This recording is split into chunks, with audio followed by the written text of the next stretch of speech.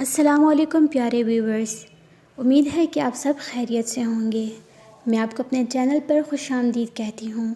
اگر آپ کو میری ویڈیو پسند آئے تو لائک، شیئر اینڈ سبسکرائب کیجیے گا اور بیل بٹن کو لازمی پریس کیجیے گا۔ چلیں تو ویڈیو کو سٹارٹ کرتے ہیں۔ بادشاہ کی نیت خراب ہے۔ پرانے زمانے میں ایک بادشاہ تھا جو بہت نرم مزاج، انصاف پسند تھا اور اپنی رعایا کے ساتھ بہت اچھا سلوک کرتا تھا۔ بادشاہ کا دور حکومت بہت مثالی تھا۔ ملک میں ہر طرف امن و امان اور خوشحالی کا دورہ تھا۔ ایک دن بادشاہ کے دل میں خیال آیا کہ کیوں نہ بھیس بدل کر اپنی رعایا کا حال احوال معلوم کیا جائے۔ چنانچہ اس نے بھیس بدلا اور رعایا کا جائزہ لینے نکل گیا۔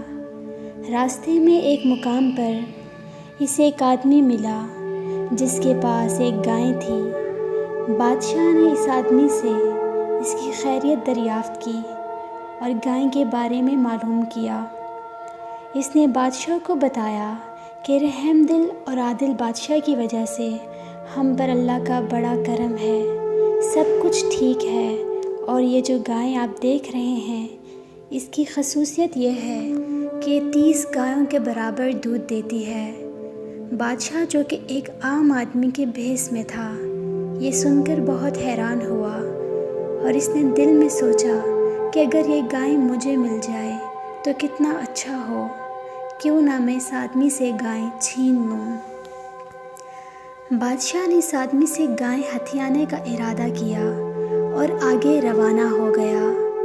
کچھ عرصے کے بعد بادشاہ نے ایک بار پھر بھیس بدلا اور گھومتا ہوا اس جگہ جا پہنچا جہاں اس کی ملاقات پچھلی مرتبہ گائے کے مالک سے ہوئی تھی۔ اس نے دیکھا کہ گائے کا مالک کچھ پریشان ہے۔ بادشاہ نے گائے کے مالک سے اس کا حال و احوال دریافت کیا اور گائے کے متعلق سوال کیا۔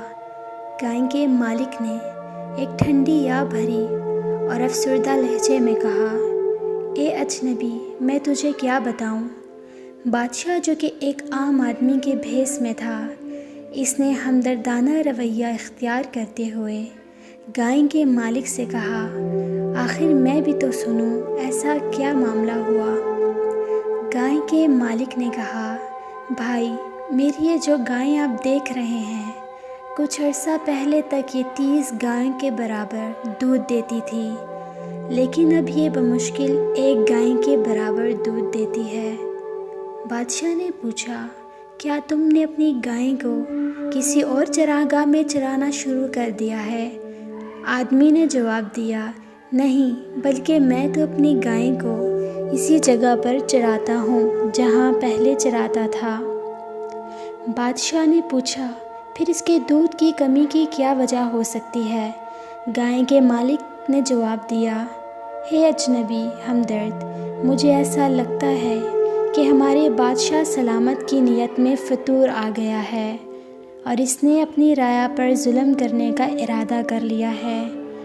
بادشاہ نے کہا، اے شخص، تو یہ کیا کہہ رہا ہے؟ سب اچھی طرح جانتے ہیں کہ ہمارا بادشاہ کتنا عادل، نیک اور اپنی رعایا کا خیال رکھنے والا ہے۔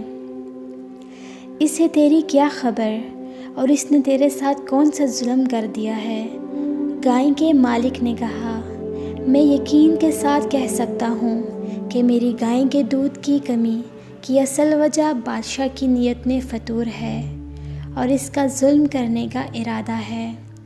بادشاہ نے اس آدمی سے پوچھا، اے اجنبی بزرگ، کہتے ہیں کہ جب حکمران اپنی رعایا پر ظلم و ستم کا ارادہ کرتے ہیں تو ہر چیز سے خیر و برکت اٹھا لی جاتی ہے، اس لیے میں پورے یقین کے ساتھ کہہ سکتا ہوں کہ میری گائے کے دودھ کی کمی کی اصل وجہ بادشاہ کے رویے کی تبدیلی ہے۔ بادشاہ نے گائے کے مالک کی دلیل سن کر محسوس کیا کہ واقعی گائے کا مالک سچ کہہ رہا ہے۔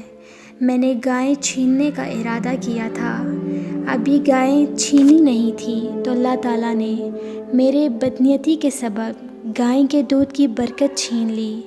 اگر خدا نخواستہ میں اس آدمی سے گائیں چھیننے کا ظلم کر بیٹھتا تو رایا کا نہ جانے کیا حال ہوتا۔